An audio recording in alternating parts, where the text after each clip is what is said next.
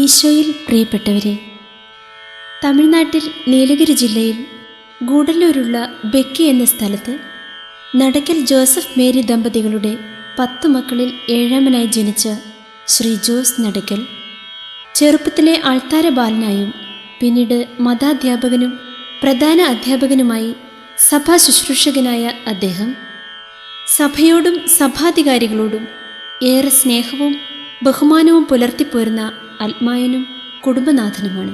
നീണ്ട 18 വർഷത്തെ നവീകരണ ജീവിതത്തിൽ ആദ്യ കാലഘട്ടത്തിൽ മാനന്തവാടി സിയോൻ ധ്യാന കേന്ദ്രത്തോട് ചേർന്നും ഇക്കഴിഞ്ഞ 5 വർഷമായി താമരശ്ശേരി രൂപതയുടെ നവീകരണ കേന്ദ്രമായ ബഥാനിയ റിന്യൂവൽ സെന്ററിലെ മുഴുവൻ സമയ ശുശ്രൂഷകനും അനുഗ്രഹീത വചന പ്രഘോഷകനും കൗൺസിലറുമാണ് അദ്ദേഹം. പരിശുദ്ധ പിതാവ് ബെനഡിക്റ്റ് 16 മാർപ്പാപ്പയുടെ ആധുനിക വാർത്താ മാധ്യമങ്ങളായ കമ്പ്യൂട്ടറും ഇൻ്റർനെറ്റും സുവിശേഷ പ്രചാരണ രംഗത്ത് പരമാവധി പ്രയോജനപ്പെടുത്തണം എന്ന തിരുസഭയോടുള്ള ആഹ്വാനത്തിൽ നിന്ന് പ്രചോദനം ഉൾക്കൊണ്ടും ജ്ഞാനസ്നാനം വഴി ഓരോ ക്രൈസ്തവനും തിരുപ്പട്ടം വഴി പുരോഹിതനും തിരുവചനത്തിൻ്റെ വ്യാഖ്യാതാക്കളാകാൻ സവിശേഷമാംവിധം വിളിക്കപ്പെട്ടിരിക്കുന്നു എന്ന KCBC ബൈബിൾ കമ്മീഷൻ ചെയർമാൻ അഭിവന്ദ്യ മാർ ജോർജ് പുന്നക്കൊട്ടിൽ പിതാവിൻ്റെ പ്രസ്താവനയുടെ ആഴം തിരിച്ചറിഞ്ഞുമാണ് ഈ വചന പ്രഘോഷണ പരമ്പര രൂപപ്പെടുത്തിയിരിക്കുന്നത്. സഭയിൽ രൂപപ്പെട്ട ബൈബിളിൻ്റെ സംരക്ഷകയും വ്യാഖ്യാതാവും സഭ തന്നെയാണെന്ന സത്യം അംഗീകരിച്ചും തന്മൂലം സഭയുടെ പ്രബോധനാധികാരത്തിൻ്റെ കീഴിൽ നിന്നുമാണ് ഈ ദൗത്യം നിർവഹിച്ചിരിക്കുന്നത്.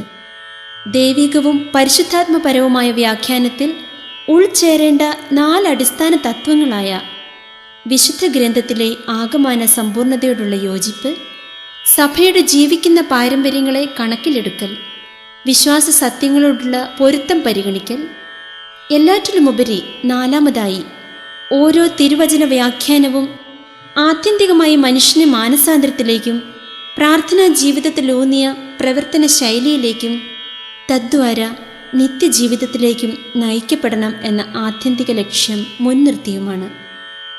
ജീവിതത്തിൻ്റെ മൂശയിൽ പഠിച്ച പാഠങ്ങളിലൂന്നി നിന്ന് ശ്രീ ജോസ് നടക്കൽ തിരുവചനം പ്രഘോഷിക്കുമ്പോൾ അവൻ ഉപമകളിലൂടെ സംസാരിച്ചു, ഉപമകളിലൂടെ അല്ലാതെ അവൻ ഒന്നും പറഞ്ഞില്ല എന്ന ഈശോയുടെ പ്രസംഗ പഠന രീതികളുടെ മാധുര്യം നമുക്ക് അനുഭവിച്ചറിയാനാവുന്നു.